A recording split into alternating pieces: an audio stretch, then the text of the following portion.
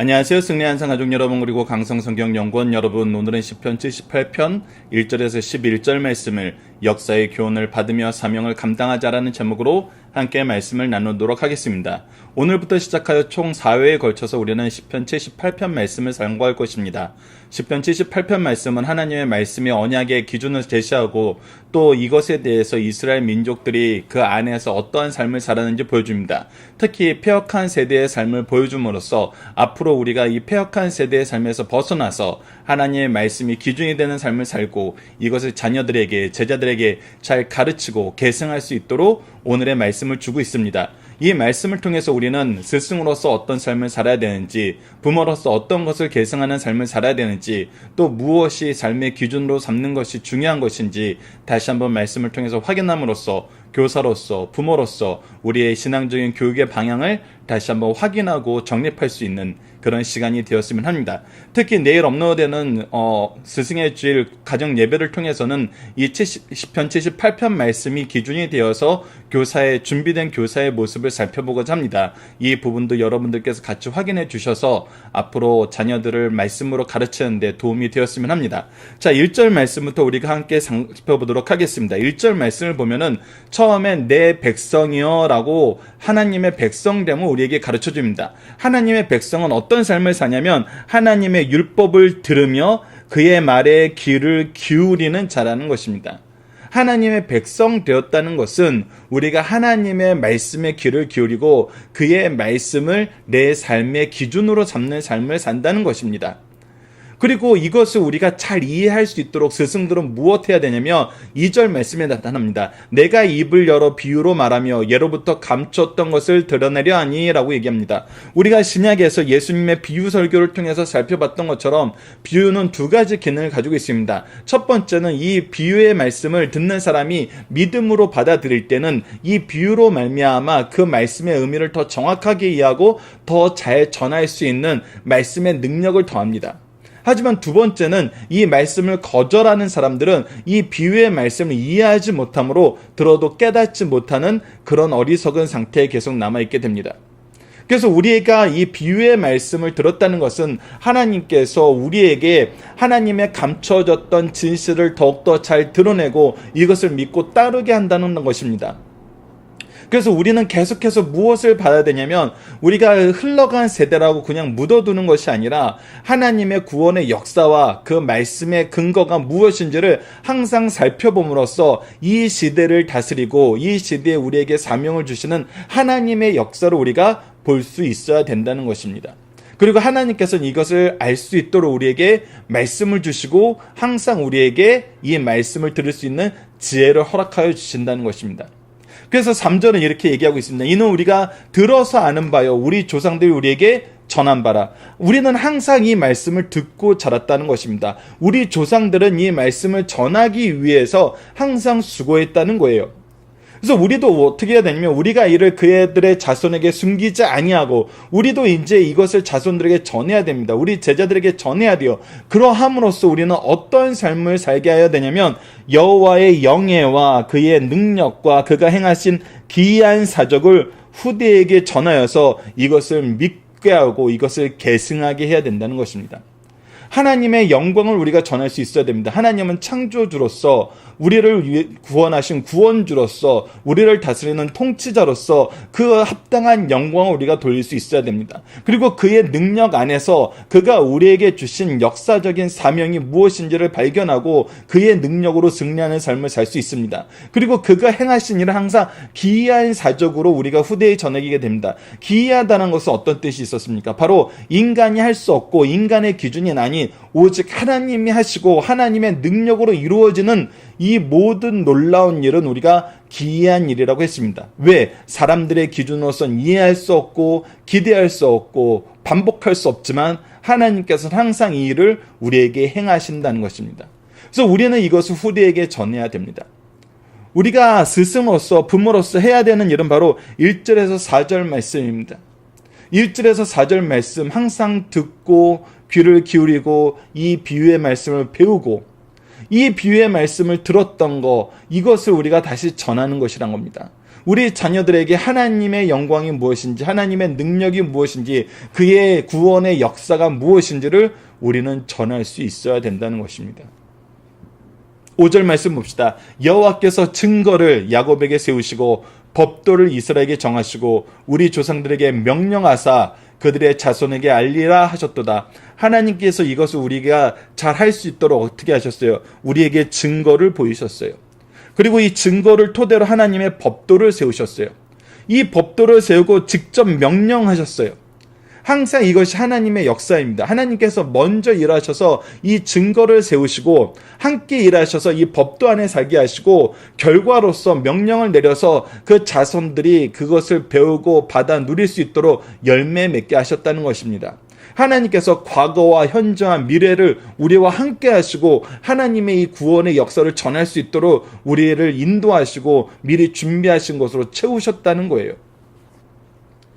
그 목적이 뭐잖아요. 이는 그들로 후대 곧 태어날 자손에게 이를 알게 하고 그들은 일어나 그의 자손에게 일러서 이것이 한 세대만 계승되는 것이 아니라 계승되게 한다는 것입니다. 그래서 이 공동체가 무엇을 가진 공동체가 되게 하냐면 그들로 그들의 소망을 하나님께 두며 하나님이 행하신 일을 잊지 아니하고 오직 그의 계명을 지키는 삶을 살게 한다는 것입니다. 우리가 다른 곳에 소망을 두는 삶을 살지 않아요. 세상에 소망을 두지 않아요. 세상 사람들에게 소망을 두지 않아요. 세상이 바라는 능력에 소망을 두지 않아요. 오늘 우리의 소망은 오직 하나님께 둔다는 것입니다. 우리의 소망을 하나님께 둘 수 있는 것은 하나님께서 행하신 일이 있기 때문입니다. 그래서 그 일을 잊지 않게 만들어요. 그래서 우리가 이 일을 잊지 않고 누구를 믿는 삶, 누구에게 소망을 두는 삶을 사냐면 하나님을 믿는 삶, 하나님께 소망을 두는 삶을 사는데 그것은 무엇으로 나타나냐면 그의 말씀을 지키는 것으로 나타나는 것입니다. 그래서 오직 그의 계명을 지킨다는 것입니다. 그런데 안타까운 역사가 일어납니다. 하나님께서는 이 모든 것을 우리가 능히 할 수 있도록 하나님의 말씀을, 하나님이 행하신 이 역사를 우리에게 그 은혜 안에서 영광의 열매를 우리가 누리게 하셨어요. 그런데 어떤 일이 발생해요? 그들의 조상은 완고하고 폐역한 세대가 생겨난다는 것입니다. 완고하고 폐역한 세대의 특징은 뭡니까? 마음이 정직하지 못하다는 것입니다. 그래서 무엇을 하기를 거절해요? 하나님께 충성하기를 거절해요. 그런데 하나님께서 다시 말씀을 주시는 이유는 뭐예요? 이 말씀을 계승하는 것을 강조하시는 이유는 뭐예요? 바로 이런 완고하고 폐역하고 정직하지 못하고 충성하지 아니하는 세대와 같이 되지 않게 하기 위해서 우리에게 다시 이 말씀을 주시는 거예요.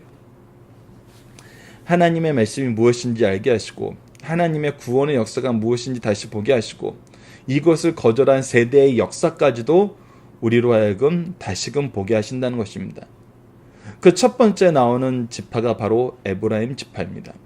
에브라임 지파는 어떤 지파입니까? 요셉의 아들인 에브라임과 므낫세의 지파예요. 바로 하나님께서 레위 지파를 세우시고 그 12지파의 계보를 12지파로서 남겨놓기 위해서 요셉의 두 아들을 야곱에게 양자로 드리게 하여서 바로 12지파의 근간 이 기업 물을 사람들의 12지파를 다시 세우셨어요. 그래서 에브라임 같은 경우는 동생이지만 야곱이 축복할 때 그의 오른손으로 축복함으로써 하나님의 축복의 은혜가 더욱더 넘치는 족속임을 미리 알게 하셨어요. 그래서 담장을 넘는 요셉의 축복을 이 에브라임 지파가 더욱더 많이 계승하게 됩니다. 그래서 실제로 출애굽할 때도 가나안 땅에 들어갈 때도 이 에브라임 지파가 가지고 있게 되는 하나님의 은혜는 더욱더 컸어요. 그리고 그들에게 많은 힘을 주시고 그들로 하여금 하나님께서 주신 사명을 감당할 수 있는 하나님의 축복 속에 살게 하셨어요. 그러나 우리가 사사시대부터 계속 나타나는 것이 뭐냐면 이 에브라임이 하나님의 뜻을 따르기를 싫어한다는 것입니다. 하나님의 축복 안에서 받은 사명을 감당하길 싫어하는 삶을 살아요. 그러면서도 자기의 지분은 계속 요구하는 삶을 살게 됩니다. 그랬을 때 어떻게 됐냐는 것입니다. 9절에서 11절입니다. 에브라임 자손은 무기를 갖추며 활을 가졌으나 전쟁의 날에 물러갔도다. 이런 일이 자주 일어나요. 하나님의 말씀으로 싸워 나가야 될 때 나가지 못하는 일이 자주 발생합니다. 그들이 하나님의 언약을 지키지 아니하고, 그것은 무엇한 거냐면 하나님과의 언약을 지키지 아니한 거란 거예요. 그의 율법 준행하기를 거절한 거예요. 즉 하나님을 인정하고 하나님과 동행하는 것을 멀리했다는 거예요. 그것을 좋아하지 않았다는 거예요. 여호와께서 행하신 것과 그들에게 보이신 기이한 일을, 그래서 어떤 삶을 사는 거예요? 잊은 삶을 산 거예요. 여러분들, 이에서 우리가 교육이 중요합니다. 우리가 하나님의 말씀을 잊지 않기 위해서, 하나님의 말씀을 준행하기 위해서 항상 무엇을 해야 되냐면 이 말씀을 항상 들려줘야 돼요. 이 말씀으로 어려서부터 교육해야 돼요. 그리고 우리가 어려운 일이 있을 때, 미래의 삶을 시작할 때, 어떤 의사결정을 할 때 항상 무엇이 기준이 되어야 되냐면 소망을 하나님께 듣고 하나님께서 행하신 일을 잊지 않고 그의 말씀이 기준이 되어서 우리의 미래를 결정해야 돼요.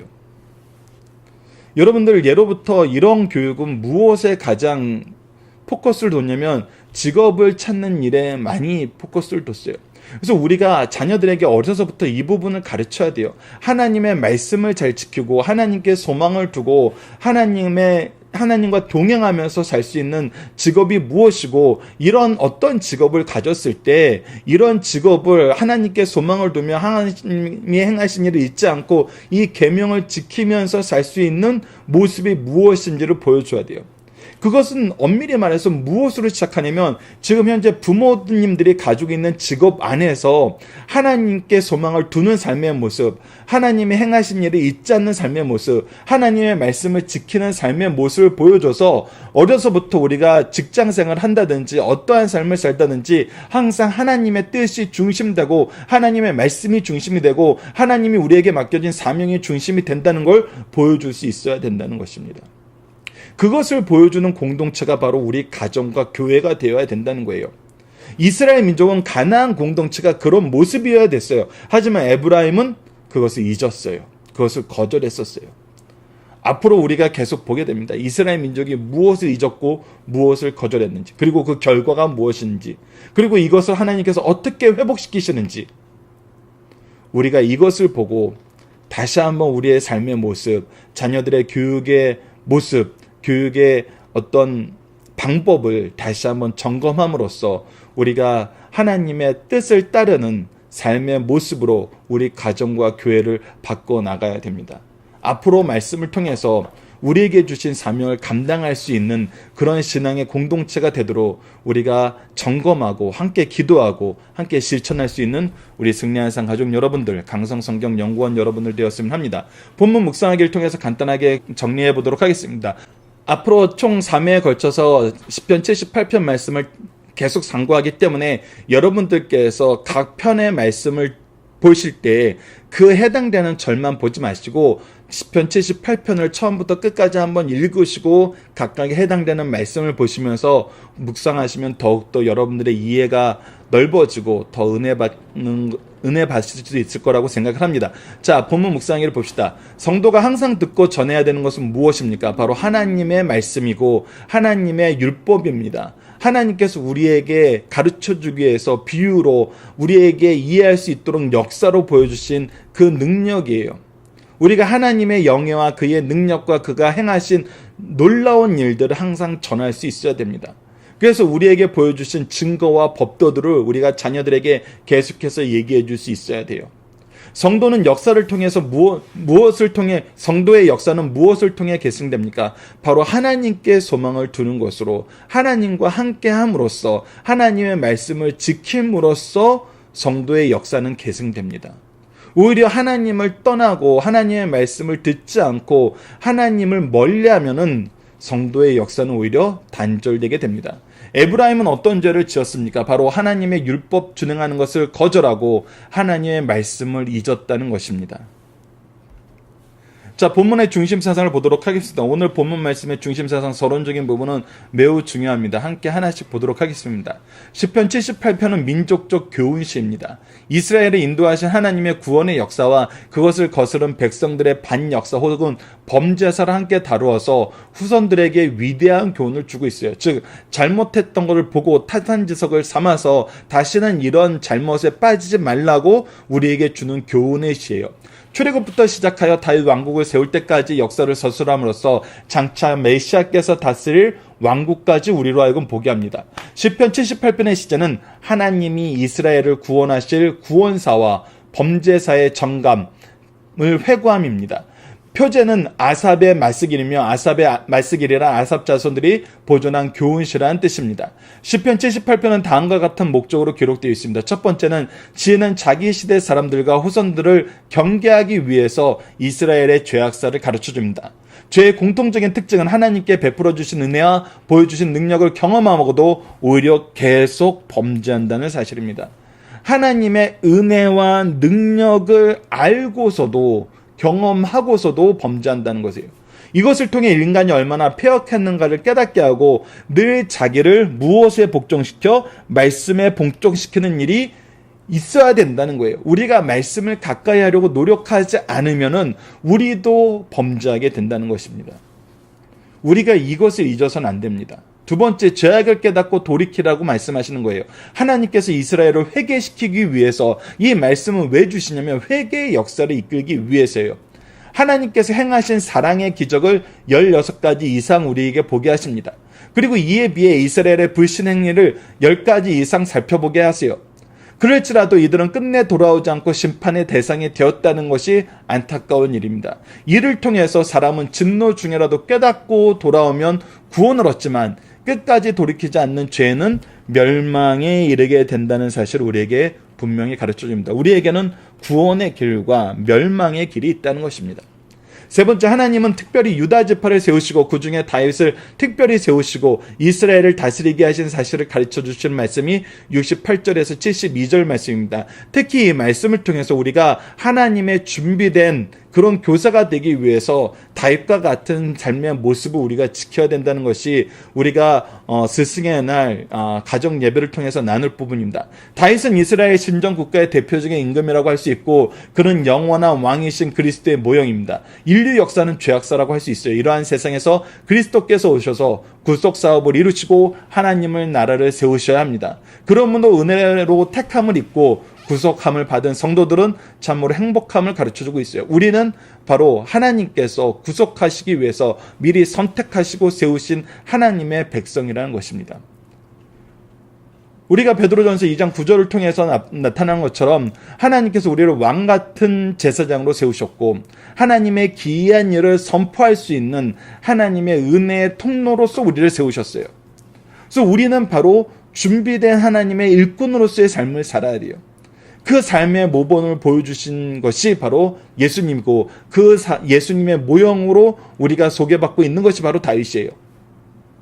이것을 통해서 우리의 삶의 목적과 기준과 방법이 정해지는 것입니다. 자, 시편 78편을 말씀을 분류는 다음과 같습니다. 1절에서 8절까지는 선조들의 범죄상을 얘기하고 있고 9절에서 11절은 에브라임의 범죄에 대해서 우리가 오늘까지 오늘 말씀 안에서 살펴봤습니다. 앞으로 3회에 걸쳐서 남은 부분이 뭐냐면 광야에서의 이스라엘의 범죄, 애굽의 심판 도구, 방법, 목적을 소개함, 그리고 가나안 정착후의 범죄, 이스라엘의 내기 심판, 그리고 이스라엘의 회복과 회복 상태에 대해서 말씀을 나눔으로써 이 78편 말씀을 우리가 나누게 됩니다. 자, 본문의 중심사상, 오늘 본문의 중심사상 하나씩 봅시다. 첫 번째, 성도들은 역사 속에서 하나님의 섭리와 손길을 알고 그대로 실천하여야 된다는 거예요. 하나님께서 우리에게 일하시는 모습을 보면은 우리에게 그냥 문서적으로만 딱 남겨두신 것이 아니에요. 하나님의 섭리하심 속에 우리가 있어요. 그래서 이 말씀이 우리 삶에서 어떻게 역사하시는지 우리로 하여금 깨닫게 하시고 경험하게 하신다는 거예요. 지혜를 얻게 하시고 이 지혜의 역사를 통해서 열매를 맺게 하세요. 그래서 우리로 이 말씀이 참된 진리임을 믿게 하신다는 거예요. 우리가 하나님의 살아계심은 무엇을 통해서 확인하냐면 하나님의 말씀의 역사를 경험함으로 우리가 느끼게 되는 거예요. 믿게 되는 것입니다. 그렇다면 우리는 무엇을 신뢰해요? 하나님의 말씀을 신뢰해요. 하나님의 일하심을 신뢰해요. 하나님의 뜻을 신뢰하게 되는 것입니다. 자, 두 번째, 이 땅에서 가장 강한 자, 최후의 승자는 하나님과 바른 관계 속에서 그의 뜻을 따라 사는 자라는 거예요. 이것은 의심할 여지가 없습니다. 왜 그렇습니까? 하나님께서 이 세상을 통치하시기 때문이에요. 우리가 좋은 방법을 따라가는 삶을 여러 번 살아봤어요. 인간의 세상에서 지혜로운 사람들의 삶의 방법을 따르는 삶을 많이 살아봤어요. 우리 주위에 그런 사람이 굉장히 많아요. 그러나 그 사람 가운데 성공한 사람은 누구입니까? 사실은 성공한 사람을 찾아볼 수 없어요. 왜? 세상적인 기준에서 성공한 사람은 오직 한 사람의 승자뿐이거든요. 근데 그 승자도 영원한 승자가 아니라 결국은 패배할 승자예요. 한때 승자였던 것뿐이에요. 그래서 그들의 승리는 하룻밤의 꿈처럼 사라진다는 것을 우리가 이미 시편 말씀을 통해서 확인할 수 있었어요. 근데 항상 남아있고 항상 성장하고 항상 능력있게 이기는 자들이 누구예요? 바로 하나님의 뜻을 따라서 하나님과 동행하는 사람들이었어요. 그것이 바로 교회였고 그것이 바로 우리의 가정이었다는 거예요. 그것이 구속사의 능력 있는 일꾼들을 배출하는 가문의 모습이고 교회의 모습이었다는 거예요. 이것은 우리가 계속해서 경험되는 것입니다. 계속해서 강조되는 것이에요. 그래서 우리는 승리하는 삶을 살기 위해서는 어떻게 살아야 된다? 하나님과 동행하는 삶, 하나님의 뜻을 따르는 삶을 살아야 된다. 이것을 잊지 말아야 됩니다. 시편 78편은 인간들이 범했고 범할 수 있는 수많은 범죄를 나열하고 있습니다. 왜 이것을 나열합니까? 우리로 하여금 다시는 이런 범죄를 반복하지 말라는 교훈의 말씀이에요. 교훈의 말씀입니다. 우리가 이 말씀을 상고하고도 다시 이 말씀이 경고하는 범죄를 반복한다면은 우리는 그 어느 시대 사람들보다 더 어리석은 사람들입니다. 말씀이 완성된 이 은혜 속에 살고 있고 이 은혜로 확인할 수 있는 역사적인 증거들이 넘치는 삶을 살고 있고 이 시대와 마찬가지로 여전히 하나님의 인도하심 속에 살고 있는 삶을 사는데 우리가 다시 이 범죄를 반복한다니요. 이것은 가장 어리석은 일이고 우리가 반드시 피해야 되는 삶입니다.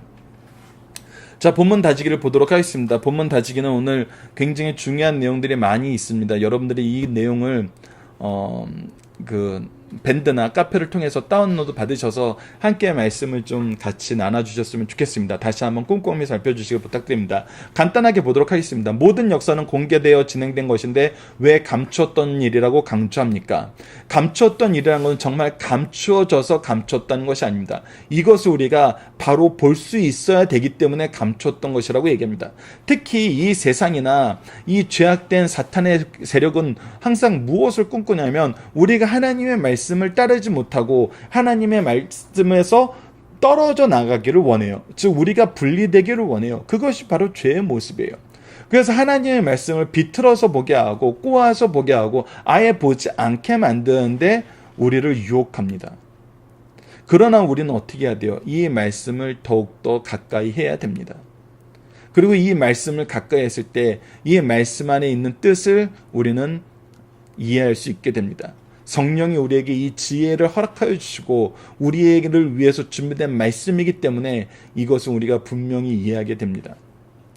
그러나 우리가 이것을 멀리하면은 우리가 이것을 거절하면은 이것은 감추어지는 것이 되는 것입니다. 그래서 우리가 후대에 전해야 될 것은 무엇입니까? 우리가 후대에 전해야 되는 것은 바로 하나님의 말씀입니다. 첫 번째.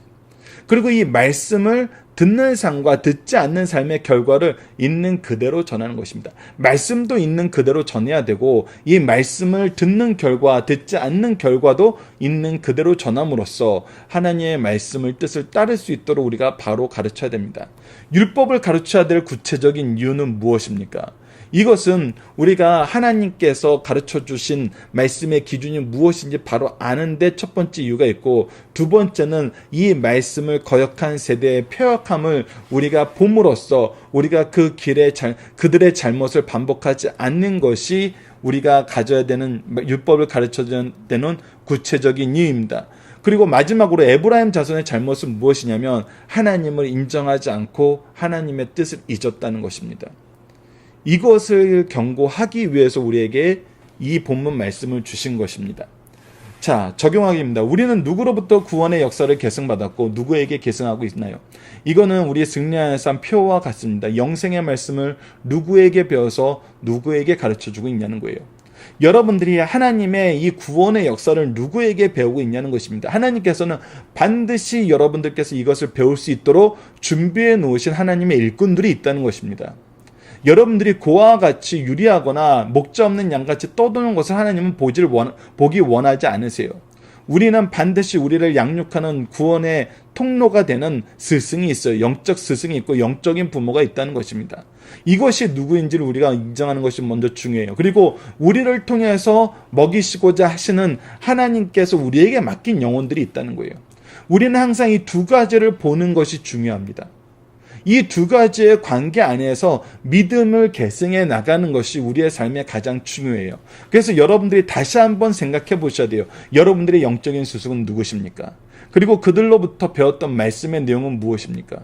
지금 여러분들이 말씀을 전해야 되는 대상은 누구입니까? 그리고 그 전하는 내용은 여러분들께서 배운 그 말씀 그대로입니까? 하나님의 말씀은 있는 그대로 전해야 되고 배운 바 있는 역사 그대로 우리가 제시할 수 있어야 됩니다. 그렇지 않으면 우리는 잘못된 방향으로 사람들이 인도하게 되고 소경이 소경을 인도하는 것과 같은 어리석은 삶을 반복하게 됩니다. 이번 주 공동 기도 제목은 하나님의 통치 속에서 우리의 사명을 깨닫고 주님의 은혜를 의지하며 사명을 감당하는 삶을 살게 하여 주소서입니다. 오늘 말씀을 통해서는 영생의 말씀을 배우고 가르치는 가정과 교회가 되게 하여 주소서, 믿음의 가문을 계승하는 것이 삶의 우선순위가 되게 하여 주소서라고 함께 기도하시는 우리 승리하는 삶 가족 여러분들, 그리고 강성성경연구원 여러분들 되었으면 합니다. 감사합니다.